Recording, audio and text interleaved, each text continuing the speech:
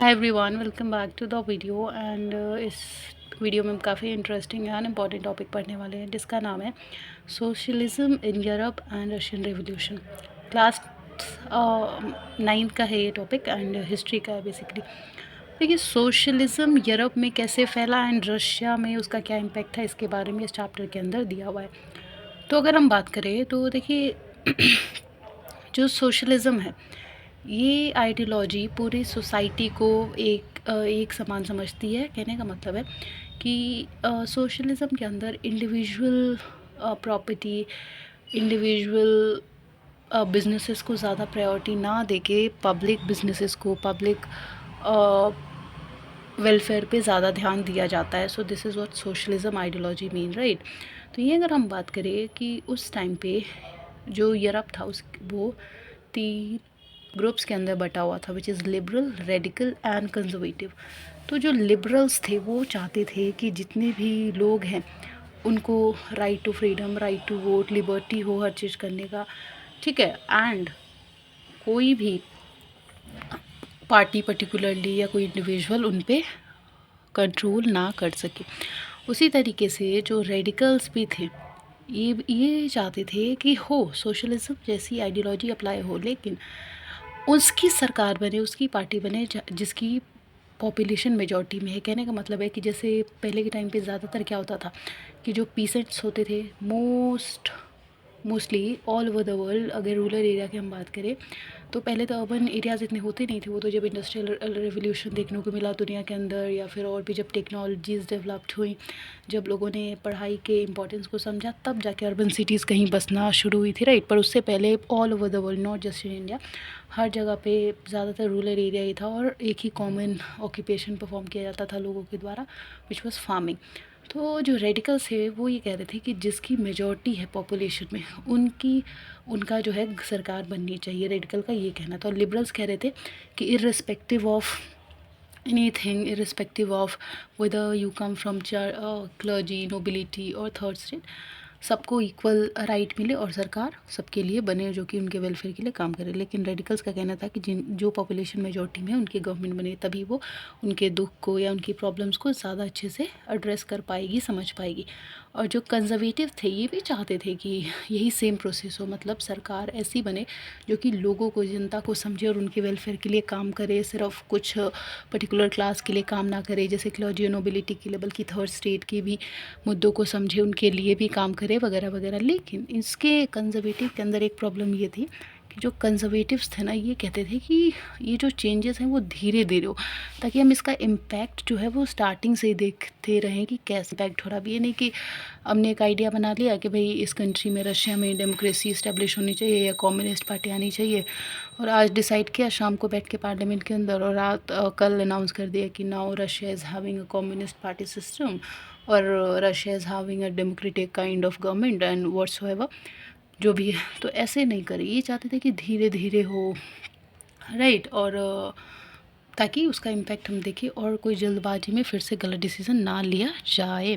तो ये था, मतलब तीनों के व्यूज़ सेम थे, चाहे वो लिबरल हो, रेडिकल हो, कंजर्वेटिव हो, कि सबको राइट टू वोट हो, राइट टू डिसीजन हो, राइट टू लिबर्टी हो, राइट टू फ्रीडम हो, पर अलग अलग पर्सपेक्टिव के हिसाब से। लिबरल्स जो है चाहते थे कि सबको एक समान इम्पॉर्टेंस मिले और सबके व्यूज़ को एड्रेस किया जाए।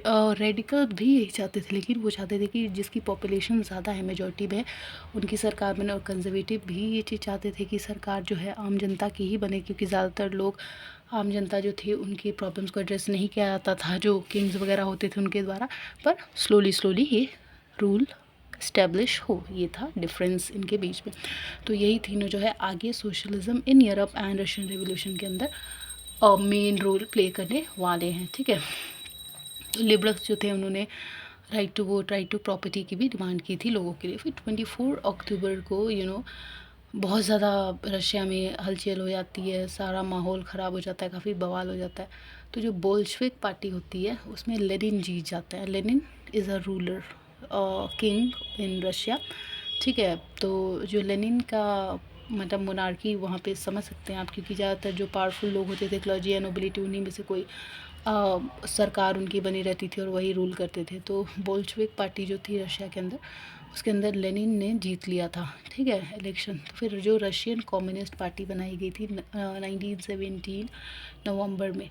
फिर एक असेंबली मतलब काफ़ी ज़्यादा रूलर को, जो निकोलस जार था, उसको बहुत ज़्यादा लोगों ने सप्रेस किया कि we want national assembly, we want elective parliament who can work for all people in the society, who will make sure that welfare happens for every class in the society, right।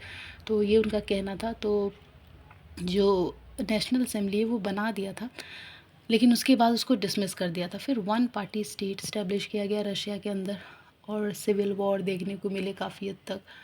Lenin जो है ना, तीन और यहाँ पे parties जैसी बनी, तीन ग्रुप्स क्रिएट हुए। रेड लेनिन की पार्टी थी, ठीक है, और जो ग्रीन थी वो पीसेंट्स की ग्रुप था या पार्टी था, आप कह सकते हैं, ग्रुप्स बेसिकली। एंड जो वाइट था वो किंग का था। तो जो ये तीनों ग्रुप्स थे, अब ये मिल के आपस में डिमांड कर रहे थे अपने अपने अकॉर्डिंग। जैसे ग्रीन और वाइट अपने, क्योंकि वो समझ रहे थे कि मेजॉरिटी ऑफ पॉपुलेशन जो है किसकी है, वो पीसेंट्स की है, फार्मर्स की है, और उनके साथ कितनी ज़्यादती हो रही है। उनका कोई भी बात नहीं सुनता, उनको असेंबली में कोई इज्जत नहीं है, उन्हें शामिल भी नहीं किया जाता, उनके ओपिनियंस को नहीं सुना जाता। जो भी डिसीजन लिया जाता है वो सिर्फ नोबिलिटी या क्लर्जी से डिस्कस करके ले लिया जाता है। और अगर थर्ड स्टेट वाले लोग यानी कि पीसेंट देते भी हैं अपना ओपिनियन, तो उसको कोई ध्यान नहीं देता, फॉर ग्रांटेड समझ लेते। तो ये लोग कह रहे थे कि अब बहुत हुआ और अब हम अपनी डिमांड को लाएंगे। तो इसके बाद जो स्टेलिन है फिर उसके बाद से यहाँ पे और भी बहुत ज़्यादा ज़्यादती देखने को मिल रही थी कि ज़्यादा से ज़्यादा जो है ना, उनसे काम करवाते थे लोग। किससे? हाँ, वर्कर्स से ज़्यादा काम करवाते थे, लेकिन वेजेस, पैसा बहुत ज़्यादा कम दिया जाता था। तो मोनार्की, अब यहाँ पे वो लोग कह रहे थे रशियन पीपल कि we want to end monarchy end की जाती है, सोशलिज्म आइडियोलॉजी को अपनाया जाता है। सोशलिज्म आइडियोलॉजी को फॉलो करने वाले सोशलिस्ट होते हैं बेसिकली, राइट। प्राइवेट प्रॉपर्टी को बॉयकॉट करने की डिमांड होती है कि no more private property system should go on, and public property right और public property system should be engaged in this country. तो मतलब सोशलिस्ट का मतलब ही होता है कि welfare of society as a whole. तो अब जाहिर सी बात है, प्राइवेट प्रॉपर्टी क्या सोसाइटी एज अ होल में रोल प्ले करेगी? Of course not. So private property was destroyed, there was a demand of it, right. तो इसके अलावा Robert Owen and Louis Blanc, they both tried to create a cooperative community. A cooperative community is similar to socialism ideology. How?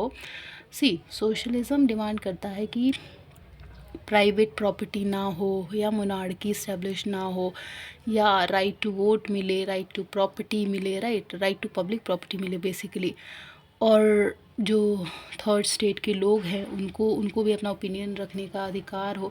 तो ये सब चीज़ें नहीं थी। तो कोऑपरेटिव कम्युनिटी का भी मतलब यही है कि सिर्फ कुछ क्लास की बातें ना सुनी जाए, उन्हीं से पूछ के सिर्फ रूल्स एंड रेगुलेशंस ना बनाए जाएं, जैसे कि किया जा रहा था अभी तक। क्लर्जी एंड नोबिलिटी से ही सारे डिसीजंस लिए जाते थे। टैक्स देना हो तो थर्ड क्लास देगी, और बल्कि वो गरीब थे, उनके पास लैंड नहीं था फिर भी, और जो नोबिलिटी एंड क्लर्जी थे उनको टैक्स पे नहीं पे करना पड़ता था, इतनी हद तक ज़्यादती की जाती थी। तो फिर Robert Owen and Louis Blanc को आइडिया आया कि we should establish a cooperative community, right. और कार्ल मार्क्स और फ्रेडरिच जैसे भी कुछ ऐसे पर्सनालिटीज़ आए जिन्होंने कोऑपरेटिव कम्युनिटी को सपोर्ट किया। फिर क्या हुआ कि 1870 के अंदर सेकेंड इंटरनेशनल पार्टी इस्टेब्लिश की गई, ठीक है।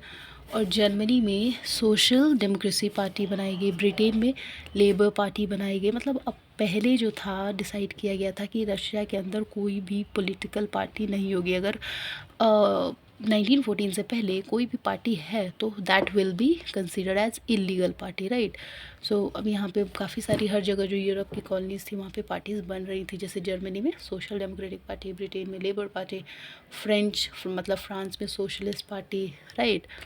एंड उसके अलावा अगर हम बात करें तो 25 फरवरी को ओमा को सस्पेंड कर दिया था, ओमा को सस्पेंड कर, डूमा को, सॉरी डूमा, ओमा नहीं डूमा। डूमा क्या होता है? Duma is the elective assembly, basically जो नेशनल असेंबली इस्टेब्लिश करवा रहे थे ना, मतलब ज़ार निकोलस को प्रेशर दे दे के क्रिएट करवाया गया था कि आप जो है थर्ड स्टेट के लोग, जो आम जनता है, जो फार्मर्स है, वो सरकार की बातों में या मोनार्की की बातों में नहीं आएगी और वो अपने राइट्स के लिए डिमांड करेगी। तो ऐसा ही हुआ। तो Duma was basically a elective assembly जो कि डिसीजन लेती थी कंट्री के लिए। तो 25 फरवरी को उसको सस्पेंड कर दिया गया। क्यों? ऑब्वियसली क्योंकि उसमें फार्मर्स का कोई इन्वॉल्वमेंट नहीं था, उनके लिए कोई पॉलिसीज़ नहीं आती थी। अगर कोई पॉलिसीज़ बनाई गई तो दैट वाज वेरी हार्श कि सारे tax you have to pay, और you have no right to vote, you have no right to property, you have no right to put your opinion, right, your opinion are not considered, it was for granted and many more thing. मतलब इतनी ज़्यादा ज़्यादती होती थी। तो जाहिर सी बात है कि लोग डिमांड करेंगे कि ऐसी इलेक्टिव असेंबली होने से अच्छा है कि ना हो। So it was suspended on 25 फरवरी। फिर सोल्जर्स ने और वर्कर्स ने मिलके पेट्रोग्राड सोवियत बनाया। Petrograd Soviet, it was basically a party. फिर 2 मार्च 1918 को प्रोविजनल गवर्नमेंट बनाई गई। व्लादिमीर लेनिन को इलेक्ट किया गया।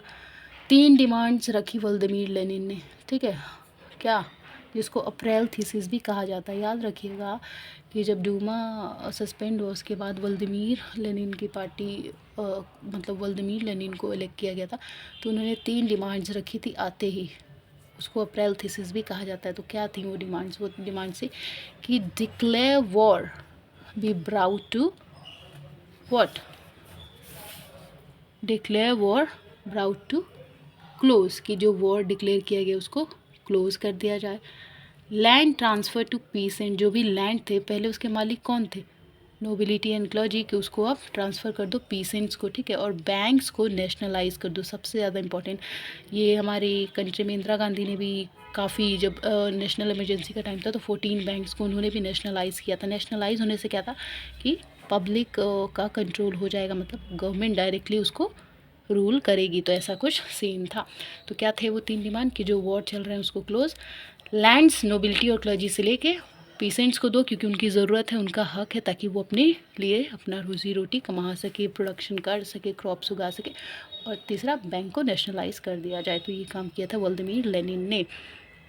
इसके अलावा अगर हम बात करें, बोल्शेविक पार्टी जो थी ना, अब communist, Bolshevik communist party Lenin की हो चुकी थी। एंड देन रशियन एम्पायर 1940 में, आप सबको पता है कि वर्ल्ड वॉर फर्स्ट स्टार्ट होता है। तो ज़ार निकोलस II वहाँ का राजा था रशिया का। डिफरेंट रिलीजन वहाँ पे थे काफ़ी ज़्यादा। एंड पिट्सबर्ग और मॉस्को, ऐसी 2 जगह था रशिया का, सिर्फ ऐसी, मतलब इन्हीं 2 सिटीज़ में, इन्हीं 2 जगह पे इंडस्ट्रीज़ थी। इतना बड़ा रशिया और वहाँ पे सिर्फ इन्हीं 2 जगह पे इंडस्ट्री थी। 1890s के टाइम काफ़ी ज़्यादा रेलवे भी इवॉल्व हो रहा था रशिया के अंदर। 1940 के टाइम 31% वुमेन ने भी फैक्ट्री में पार्टिसिपेट किया, which is a huge thing to notice. कि 1940 जब वर्ल्ड वॉर 1 स्टार्ट हुआ था उस टाइम पे रशिया के अंदर 31% वुमेन्स भी अब काम करने लगी थी फैक्ट्री के अंदर, राइट। और रूरल एरिया में फार्मर्स, नोबिलिटी एंड जज, ये सब अपने अपने डिमांड्स को रेज कर रहे थे कि उन्हें क्या चाहिए क्या नहीं चाहिए। इसके अलावा अगर बात करें 1914 से पहले अगर कोई भी पार्टीज बनाई जाती थी रशिया के अंदर, that was declared as illegal. 1819 के अंदर रशियन सोशल वर्कर पार्टी बनाई गई थी, जिसको जाहिर सी बात है कि क्या कहा गया यहाँ पे, अगर 1914 से पहले कोई भी पार्टी है तो उसको इलीगल कहा जाएगा। तो 1819 में जो रशियन सोशलिस्ट वर्कर पार्टी थी वो इलीगल मानी गई। फिर उस पार्टी को चेंज करके बनाया गया था सोशलिस्ट रेवोल्यूशनरी पीसेंट पार्टी। तो ये पीसेंट्स की बेसिकली पार्टी थी। And then Martin, first world war उस टाइम पे चल रहा था। तो 2 ग्रुप्स में पावर्स लड़ रही थी कंट्रीज़। जो एक ग्रुप था जर्मनी, तुर्की और ऑस्ट्रिया का था, और दूसरा ग्रुप फ्रेंच, ब्रिटेन और रशिया का था, ठीक है। और उस टाइम पे जो मेन पार्टीज थी वो मतलब जो ये ज़ार निकोलस था, ये एक राजपुतीन जो पर्सनल असिस्टेंट की तरह रोल प्ले करता था, उसी की बात मानता था। लेकिन जनता जो है इसको बिल्कुल पसंद नहीं करती थी। ये मॉन्क था, तो वो कहती थी कि तुम क्यों इसकी बात सुन रहे हो वगैरह वगैरह, ठीक है। तो ये 3 कारण थे जिससे ज़ार निकोलस को हटाया गया था उसकी राजगद्दी से। एक, मेन पार्टीज़ क्रिएट नहीं की गई थी, जो थी वो लोगों के हित में काम नहीं कर रही थी। दूसरा राजपुतीन, जो कि लोगों को बिल्कुल पसंद नहीं था। उनका लीगल एडवाइज़र था राजा का, ठीक है, बिल्कुल सही एडवाइस नहीं देता था, लेकिन राजा सिर्फ इन्हीं के डिसीजंस को, इन्हीं के एडवाइस को मानते थे। डिसीजन तो नहीं, इन्हीं के एडवाइस को मानते थे। ऑफकोर्स डिसीजन तो राजा का ही होता था। और तीसरा ये था कि रानी जर्मनी की थी और उस टाइम पे रशिया जर्मनी से लड़ रहा था। क्यों? यहाँ पे जैसे मैंने कहा गया फर्स्ट वर्ल्ड वॉर के टाइम 2 ग्रुप्स लड़ रही थी। एक तरफ थी जर्मनी, टर्की और ऑस्ट्रिया, दूसरी तरफ था रशिया, ब्रिटेन एंड फ्रांस। तो उस टाइम पे झगड़ा था और रानी थी जर्मनी की। तो ये भी कारण था ज़ार निकोलस II के हटाने का। Alright, so it was